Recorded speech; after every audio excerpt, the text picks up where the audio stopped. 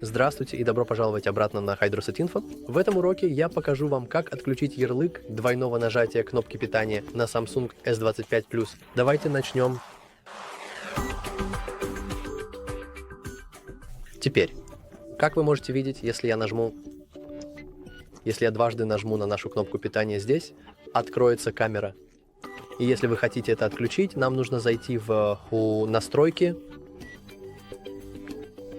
прокрутить почти до самого конца и найти расширенные функции.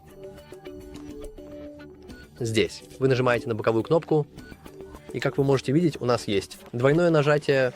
Вы можете просто отключить его, и теперь камера или что-либо еще не будет активироваться с помощью этого ярлыка.